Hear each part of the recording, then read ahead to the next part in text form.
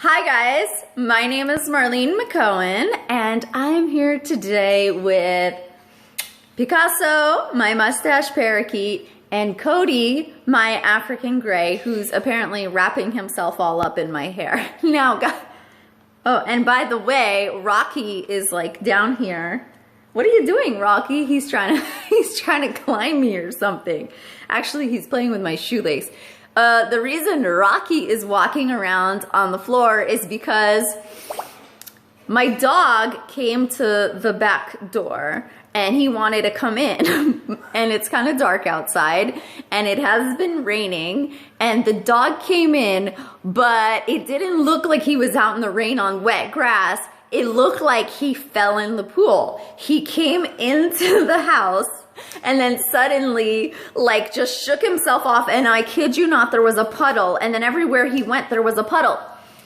So we had to get a towel, and I got a towel, and I don't know if I told you guys this before, but Rocky loves fabrics, especially fabrics on the floor. So 2 seconds later, Rocky comes walking out, checking out the towel, and following it all over the floor wherever I was wiping the just the water up. So that's a cute, funny story for you guys. So now Rocky is down there hanging out, but I can't pick him up right now because these two and Rocky, not good. Actually, Rocky is not really good with any of the other birds. So Rocky is always kept separate from them. I know sometimes you'll see Rocky, you'll see all of them in a video, and then you won't see Rocky, or you'll see just Rocky and not the other birds. And that's because he can be a little bit aggressive to other birds.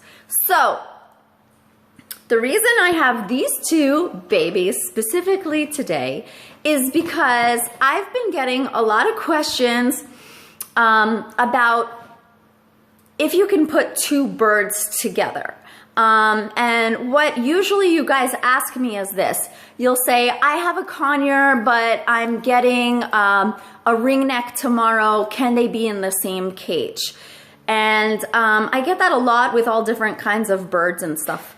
And the thing is this, whether or not your birds get along, the first thing to note is you will never ever know that until they come home.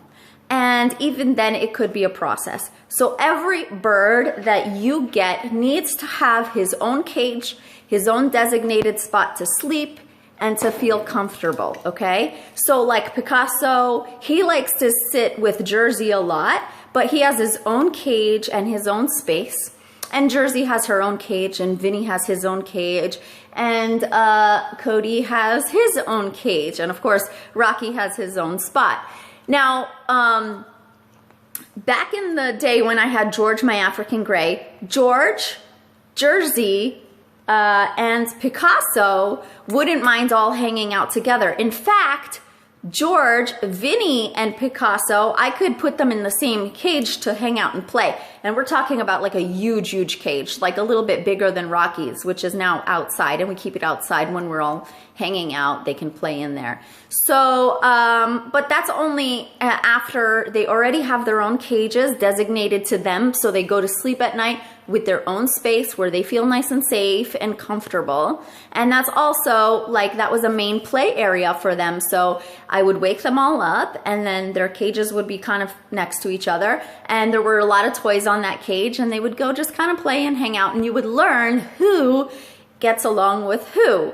The reason I have these two is because I really thought Picasso was gonna be so great with Cody. I thought that because Picasso loved George, they were best friends. Picasso is friends with Vinny. Picasso goes to visit Vinny all the time.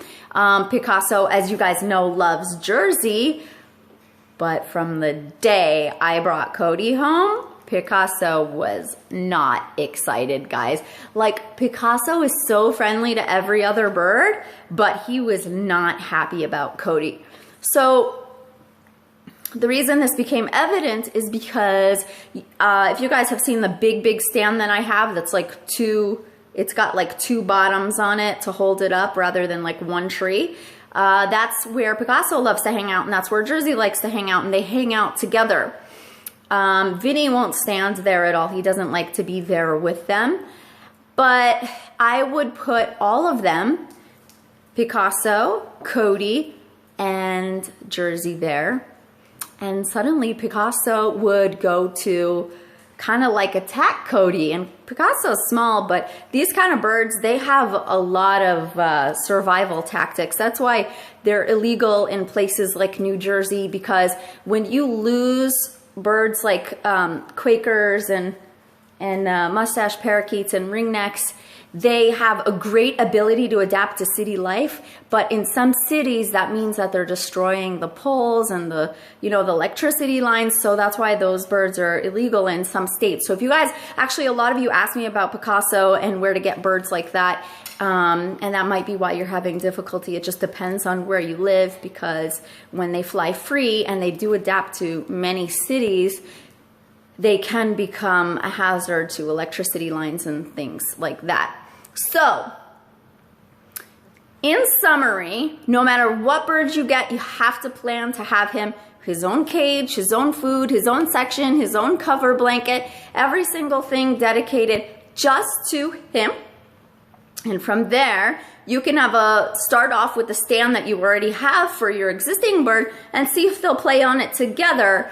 But if they don't, you're probably gonna have to get another stand just for your bird, your new bird, because every bird deserves a nice stand to play on, right? What's the matter, baby?